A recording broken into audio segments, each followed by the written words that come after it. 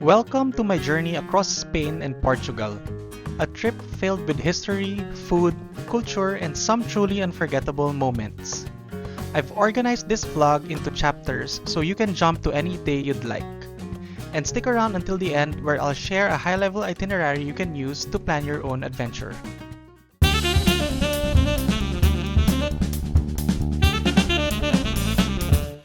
It all began with a red-eye flight from Singapore to Barcelona aboard Singapore Airlines Boeing 777. There's something magical about long-haul flights, that mix of anticipation and restlessness, knowing you'll wake up on another continent. Day 1. Barcelona. Touchdown at 7:18 in the morning in Barcelona. I hop on the Aerobus and we passed Plaza España.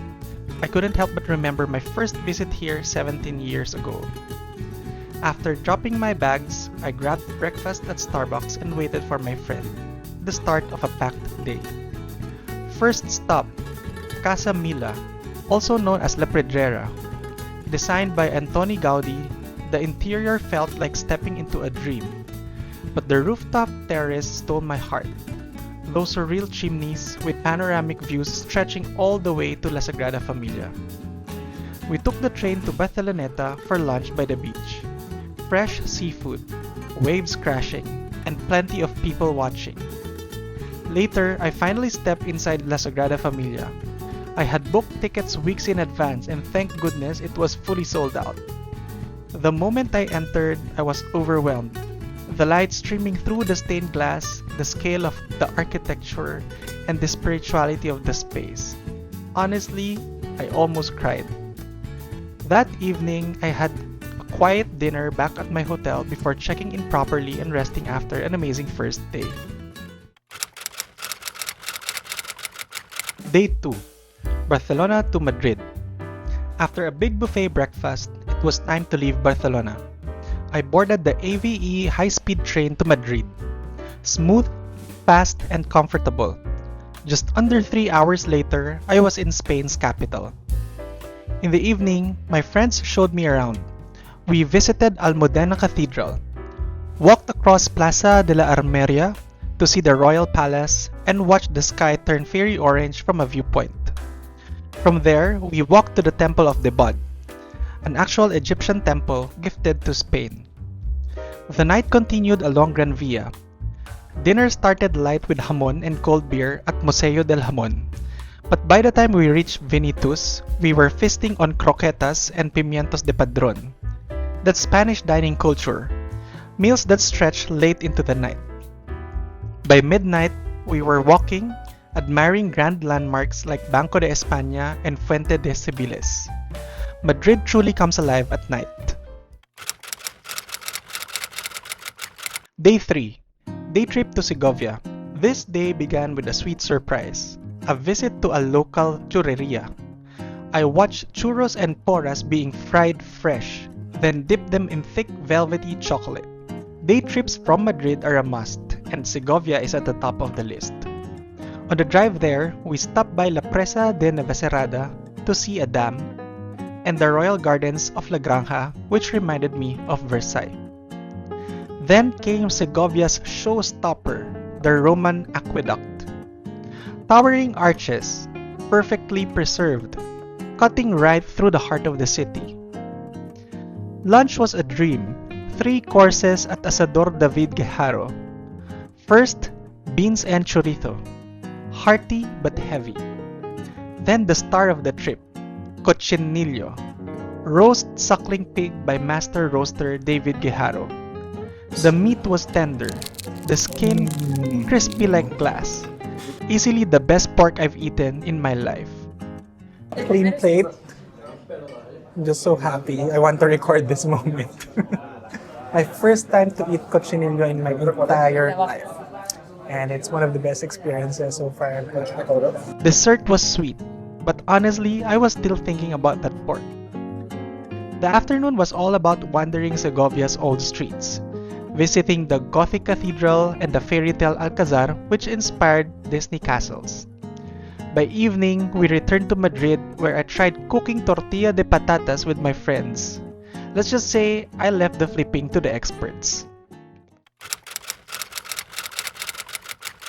Day 4, Madrid. We spent the morning at El Retiro, Madrid's green lung, a sprawling park with lakes, monuments, and shaded paths. Outside, we admired Puerta de Alcalá, then continued to Puerta del Sol where I stood on kilometer 0, hoping it would bring me back to Spain again someday. Lunch was an indulgent buffet at Preciados 33, and while most dishes impressed, the black rice I had been looking forward to was a letdown. Still worth a visit for the variety and affordability. We wrapped the day at Plaza Mayor and Mercado de San Miguel with ice cream to cool off in the 38-degree heat. Day 5, Madrid to Lisbon. From Madrid, I flew into Lisbon, Portugal's capital.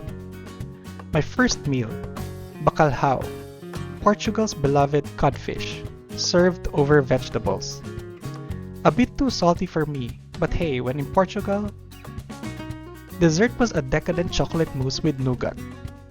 In the afternoon, I joined a free walking tour exploring 4 neighborhoods and ending at Alfama's Miradouro dos Portas do Sol, with sweeping views over the city and the Tagus River. Dinner was unforgettable. Tender veal stew while listening to Fado music. The haunting melodies made the perfect soundtrack to my first night in Portugal. Alfama, pai do velhinho, monumento de saudade.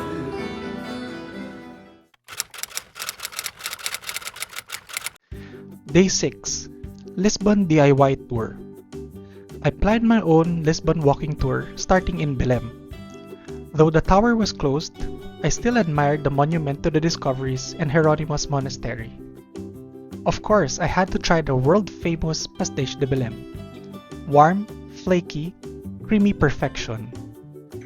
The day included museums, views from Pillar 7 Bridge, a stop at Alex Factory, and the monastery cloisters. Later, I climbed up to São Jorge Castle for breathtaking views of Lisbon. Dinner at Michelin Guide restaurant Fogo was a revelation. The sardines were fresh, smoky, and bursting with flavor. Hands down the best I've had. Dessert was a unique combination of sponge cake, olive oil, and salt. A strange but delicious mix. Day 7, Sintra Excursion. Even though wildfires had closed Sintra's main palaces, the trip was still worth it. I visited Biester Palace and the National Palace of Sintra, learning stories about Portuguese royalty. Back in Lisbon, I went to the National Tile Museum, rode the iconic Tram 28, then caught a stunning sunset from Igreja de Graça. Dinner was at Zoom Zoom, a Michelin Guide restaurant. Definitely my best meal in Portugal. A 6-course chef's tasting menu, each paired with a perfect wine. Simply unforgettable. Day 8, Lisbon to Porto. Ate breakfast at Manteigaria, another famous pastel de nata spot. Then off to Porto by train.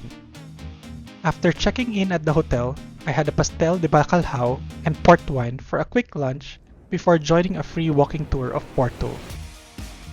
By sunset, I was on the Luis Juan Bridge, listening to street performers while the sky glowed over the Douro River. Dinner was Porto's iconic Francesina sandwich. Rich, cheesy, meaty, and absolutely best with a cold beer. Some people say it's a heart attack on a plate. Day 9, Porto. I spent the morning exploring Porto's churches and crossing the river to Gaia for new perspectives of the city. Lunch at Almeja, a Michelin Guide restaurant, was modern, creative, and delicious. Later, I climbed Clérigos Tower, the highest viewpoint in Porto, before heading back to the bridge for the city's party vibe. The highlight?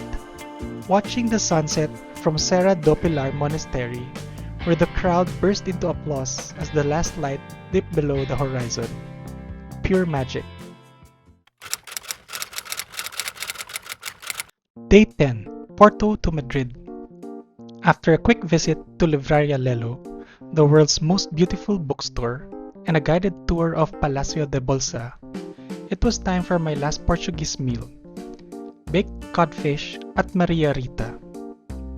Then I flew back to Madrid, ending the night with steak along Gran Via.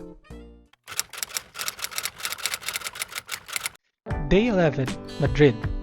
My final day was slow and meaningful. I toured the Prado Museum. No photos allowed inside, but the art speaks for itself. I met friends for food and drinks, then ended my trip at Botín, the oldest restaurant in the world, where the history and hospitality were as memorable as the food. Day 12, journey home. From Madrid to Frankfurt and finally back to Singapore, with a suitcase full of memories, flavors, and stories to share. This trip reminded me why I love travel, the mix of history, food, and unexpected surprises. If you'd like to see more in-depth videos on each city, make sure to subscribe and click the notification bell. And as promised, here's a high-level itinerary you can use to plan your own Spain and Portugal adventure. Thanks for watching, and see you on my next journey.